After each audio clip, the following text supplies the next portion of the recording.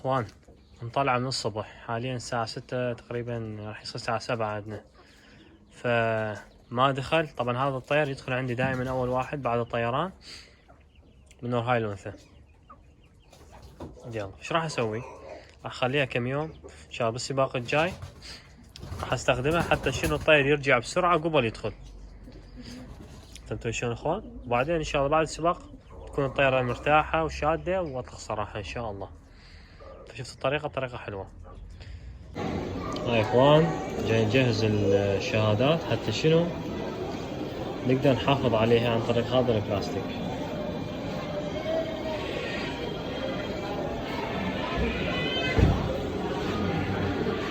شوفوا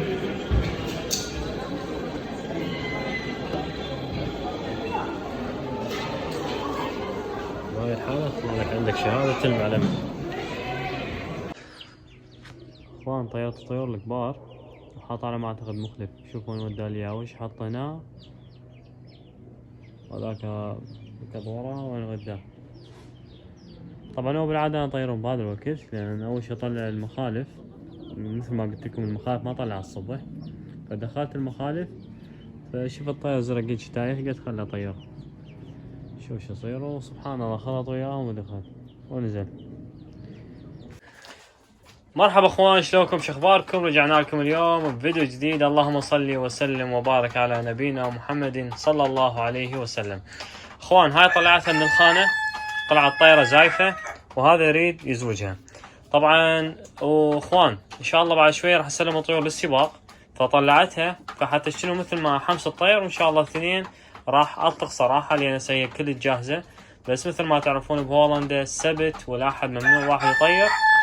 الغاية من عندها انه حتى لا طيور الناس تخلط مع طيورك وتضيع عليها، يضيع عليها الوقت. فهمتوا شنو اخوان؟ يعني مثل ما تلهيها. وهاي اخوان اللي المخلفة اللي بذاك المقطع اجى صاحبها استلمها، سبحان الله رجعت عندي مرة ثانية. فالرجال قال لي يعني لو اعرف انه انت عندك حمام قليل ما كان اجيت واستلمتها. قال لي اذا رجعت مرة ثانية الك، قال لي راح ابعث لك اوراقها. فانا راح انتظر ان شاء الله يوم الاثنين ابدا اخرج فيها مع طيور. بقت راح اتواصل وياه خليه يبعث اوراقها، ما بقت بعد خير ان شاء الله. فان شاء الله راح اشيل الطيور هسه، بس خلي ياكلون يكملون، لان هذا ما اجي اخليهم ياكلون اخوان. ذبحهم ذبح حتى شنو ان شاء الله باكر سباق 200 كيلومتر. والتوفيق للجميع. شوف شلون بدا الحماس عند هذا.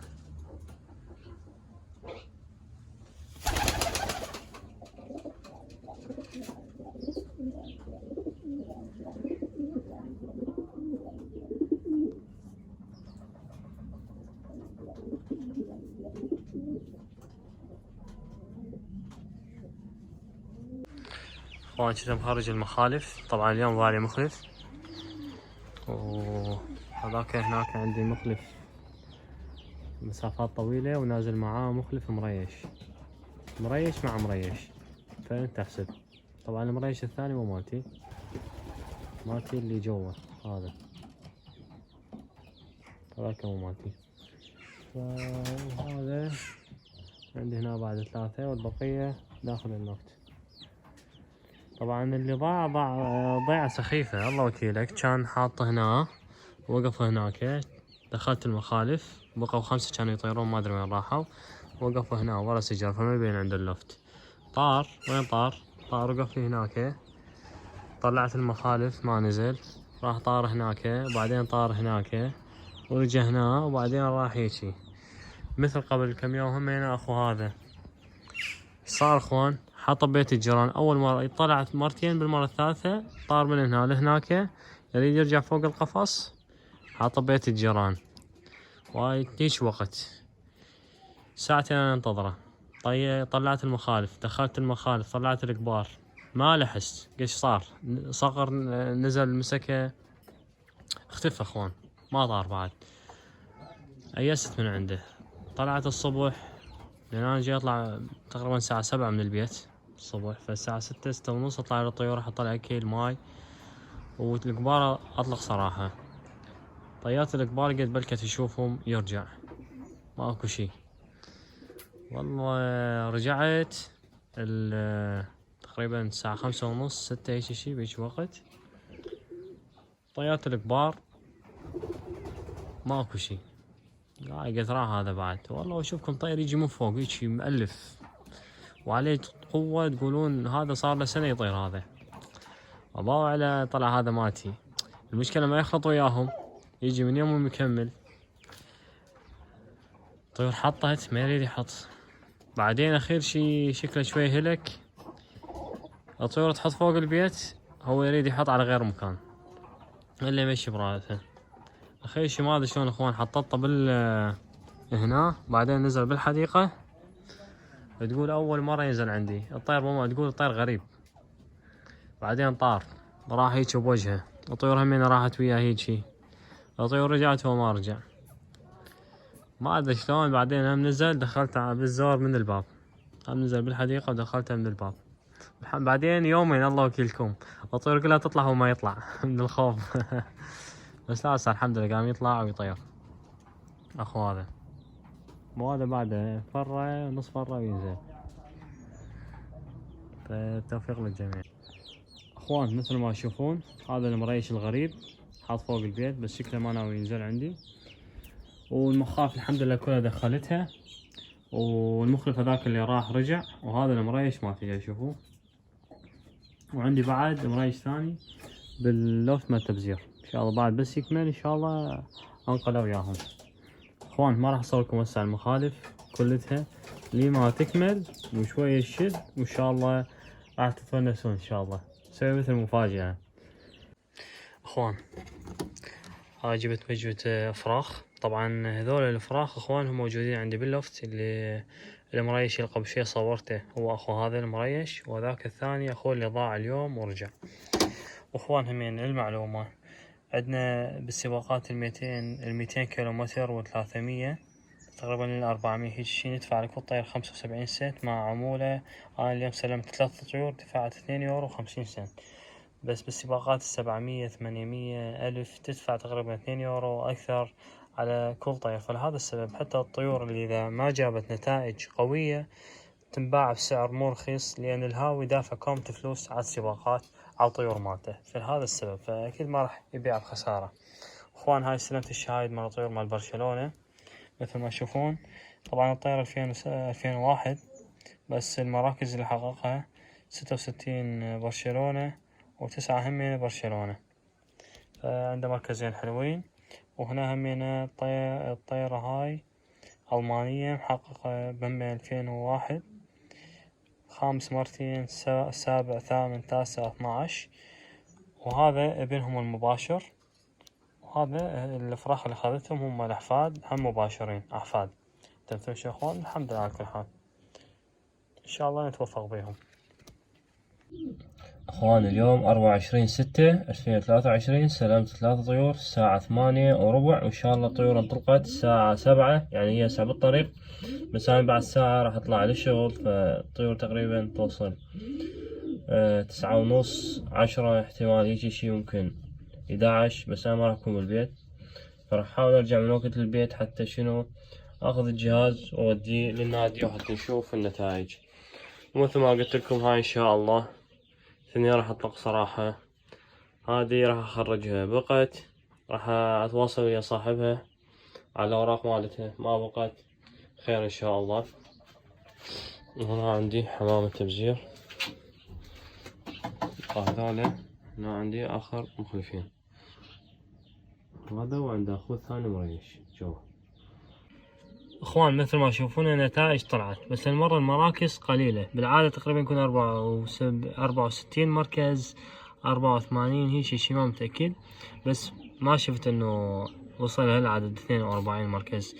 لان الطيور اللي هالمرة انحطت 124 طير بس للجوائز، وتقريبا 100 وشوية طير راحوا بس تدريب، لان ذوك الطيور مسافات طويلة. فاصحابي يقول لك انا ليش ادفع شوية تكلفة اكثر حتى العب على جوائز، وانا بالنهاية المسافة مو مسافتي وما راح احقق اي مركز. فهمتوا شنو اخوان؟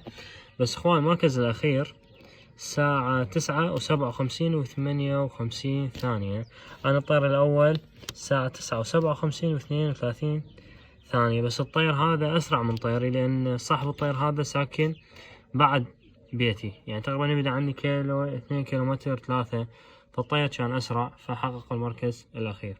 فهالمرة يعني نتائج الطيور أنا راضي عنها، إنه كأول موسم سباق ورجعوا تقريبا بوقت متقارب. فهذا يعطيك أمل بالسباقات الجاية أو السنة الجاية يقدمون أفضل وأفضل. إخوان، طيارة الفراخ المخالف هسه خلط معاهم واحد غريب. هاي المجموعة. طبعا إخوان اليوم ممنوع أنا أخرج أي طير اليوم مباشر، لأن الطيور ترجع من السباق. بس حاليا تقريبا بعد ساعتين نظلم عندنا، وما عندي وقت أني إذا هسه ما أخرجهم فما راح ألحق أسابق بيهم. فهمتوا شو إخوان؟ لأن عندي تقريبا شهر و12 يوم يكون أول تدريب بالطيور، فلازم أستثمر الوقت حتى ألحق أخرج، لأن الطيور عندي بعد جناحها مو كامل، فلازم أشيل على الطيور. مو إنه أطيرهم أخرجهم والطير براحته، بعد هو يطير بكيفه ويدخل بكيفه. يعني معقول هسه سباق 200 كيلومتر ماكو طير ما رجع لصاحبه. هذا شوفون هذا من طير الدكلاك، الأب دكلاك والأم دكلاك. وهذا مارشميلو جونسون،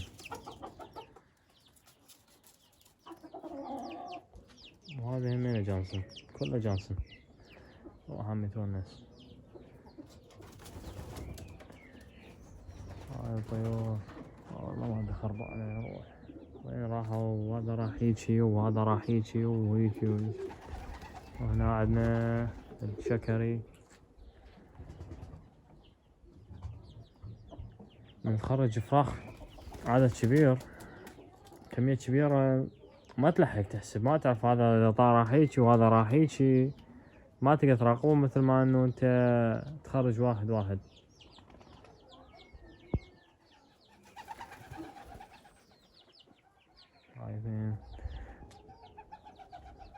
هاي المريشة تشوفون، هذه من جماعة برشلونة. طبعا مجموعة واحدة راحت شكلهم طلعوا مطلع، شوف هذا وين حط. فاخوانا نقطع من الطيور كلها ترجع، ان شاء الله ارجع اصور لكم. طلع وين حط.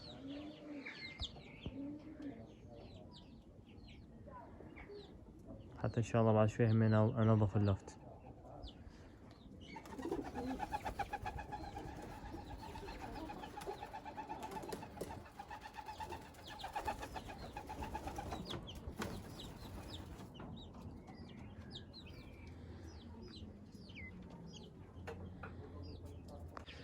فاخوان اي واحد عنده مخالف يريد يخرجها، شوفوا اذا كان يوم سباق لا تخرجون الطيور مالكم الصبح، وانتبهوا على المسافة، لأن إذا مثلا اليوم الطيور 200 كيلومتر فأغلب الطيور رجعت توصل الصبح. فهسه راح يجي طير طيرين، أكيد هذا الطير طيرين ما راح يسحب المخالف مالتي. بس لو طيرتها الصبح وما تجي كان قد شي يضيع من عندي 5 6. الطير الكبير يخلص نفسه، بس المخالف صعب اخوان صعب. شوفوا اخوان هذا الباحة جبته، تشوفون جنحه ايش قداته، لأن هذا من تخرجه يطير فوق لهنا، حتى كثرت حد لهناك ويرجع. شوف هذا الثاني همين تقريبا هذا شوية جنحه شوية أطول، بس من طلعت خرجة أول مرة بهذا العمر هنا مشكلة. هذا أصلا وقع ريشايتين هذا، بس إن شاء الله يلحق من الشهر إن شاء الله جنحه شوية يكون كامل. لأن هو الغلط أنا لازم أحط لهم بردة الساعة 6، أسد عليهم وافتح لهم إياها الساعة 8 الصبح، يعني 6 العصر المغرب أسدها حتى لا يبدلون ريشهم. بس ما لحقت اخوان، وبنفس الوقت اني ارجع للبيت. ارجع للبيت هذول همين هاي مريشة. ارجع للبيت تقريبا الساعة 6 5:30، فالساعة قد اطلعهم الساعة قد ادخلهم، فلهذا السبب همين ما استخدمت هذه الطريقة. بس ان شاء الله السنة الجاية نظام ان شاء الله افضل، واحد كل ما هاي يطور من نفسه شوية شوية، والقادم ان شاء الله افضل. اخوان احنا هدفنا، يعني هدفي ان شاء الله سباق 380 400 و500 و600 همينة. 600 سباق هولندا الوطني. هاي السباقات ان شاء الله عدد تقريبا اعداد حمام اكثر بعض منها، واكو بعض منها عدد حمام اقل، بس بالنهاية انت جاي تنافس على كل هولندا، مو مثل ما تتنافس على بس النادي مالتك، او مثلا سباق 400 و 380 المقاطعة هم سباق صعب. هاي سباقات حلوة فهمتون. هاي ام برشلونة، هاي واخوها هذاك.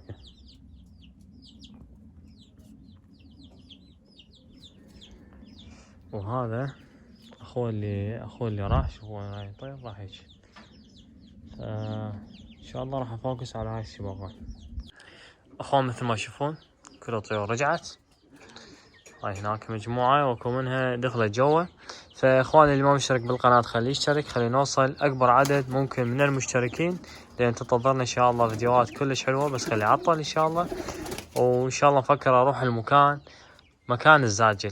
اغلب السلالات موجودة هناك القديمة، مثل ونروي، الجانسون، فان دوبلا، بعد دكلاك، هواية سلالات يعني تقريبا يمكن ما سامع بيها، بس يعني قريت عنها. اكو منها راح نتعرف عليها ان شاء الله من نروح لهناك. فهمتوا شلون اخوان؟ وصلنا نهاية الفيديو اخوان. اتمنى الفيديو عجبكم، وان شاء الله اشوفكم فيديوهات جديدة، وتحياتي لجميع الابطال.